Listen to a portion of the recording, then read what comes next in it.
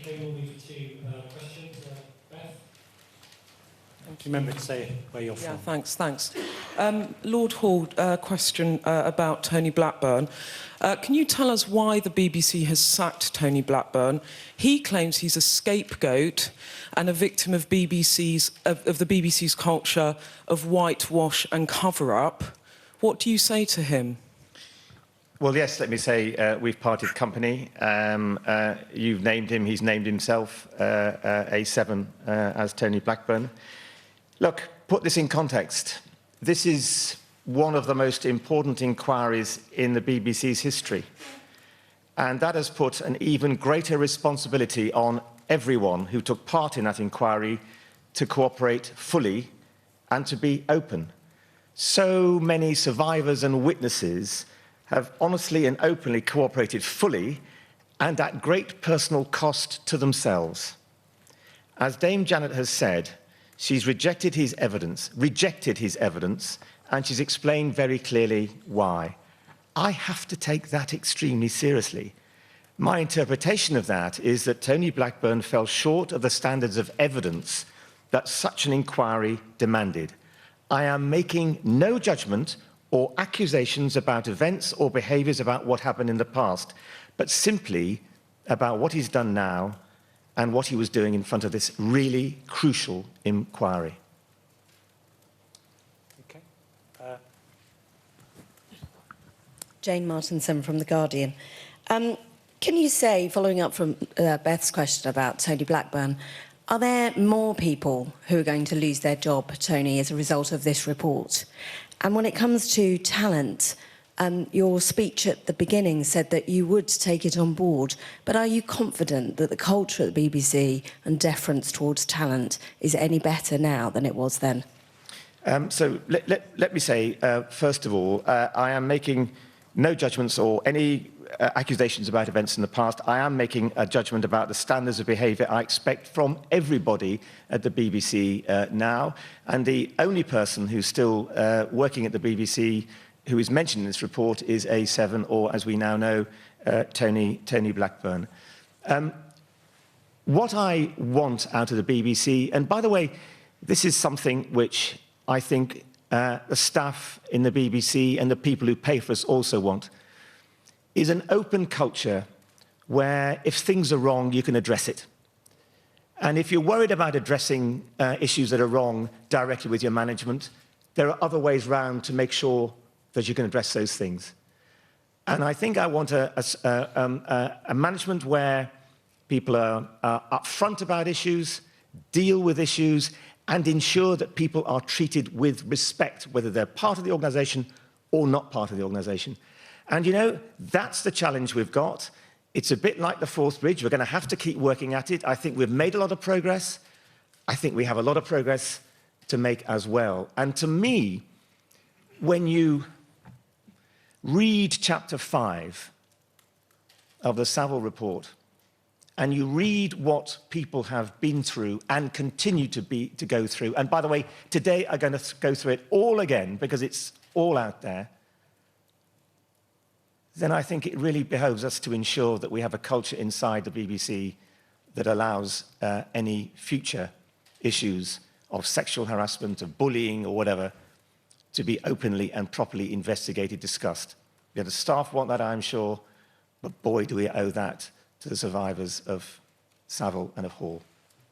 Gentleman in the back there. Lord Hall, Mark Williams-Thomas from ITV.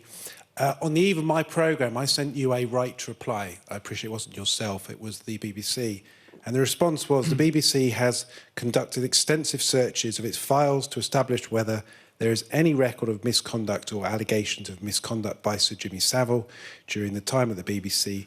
No evidence has been found. Whilst the BBC condemns any behaviour of this type alleged in the strongest terms, in the absence of any evidence or any kind found on the BBC that corroborates this, it is simply not possible for the corporation to take any further action. 4 years, £6.5 million later. Do you regret those comments coming out from the BBC to simply dismiss the programme?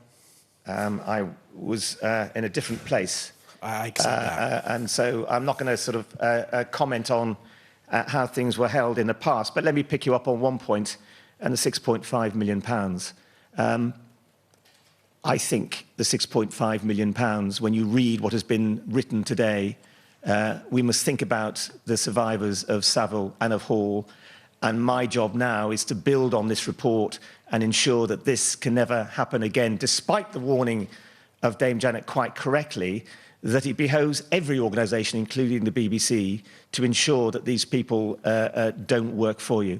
That's my main aim now, to ensure that we have an organisation that is responsive, that is open, that is the best place to work, that takes these issues seriously, where people can speak truth to power. That's what I'm keen to ensure.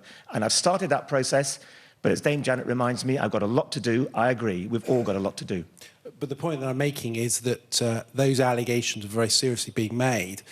They were just dismissed by the BBC in a response to say, hopefully it'll go away. Of course, it didn't go away. It led to the Director General resigning. And obviously, we're now in a position where hundreds of people have come forward making allegations in relation to abuse that took place on the BBC. And the point being is that you did exactly the same as, or the BBC did in 2012, exactly the same as it did many years previously by dismissing such claims.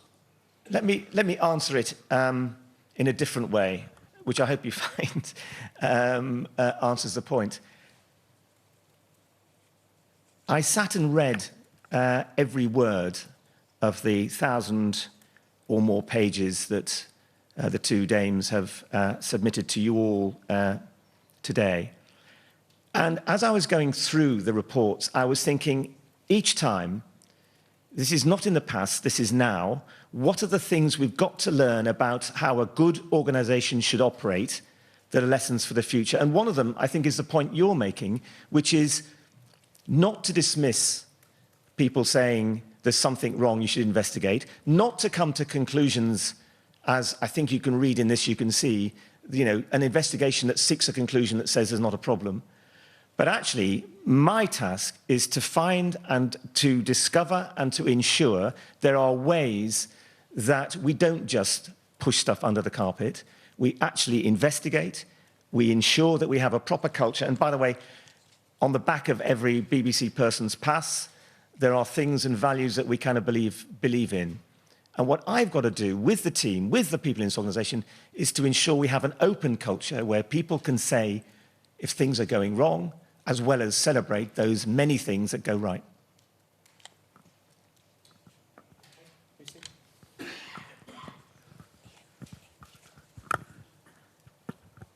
Lucy Manning, BBC News. Do you accept Tony Blackburn's suggestion that he has been made a scapegoat by the BBC? And how much has the BBC paid out to the victims of Savile and Hall? On Tony Blackburn or A7, I am quite clear that I'm making a judgment about how someone has engaged with this seriously important inquiry.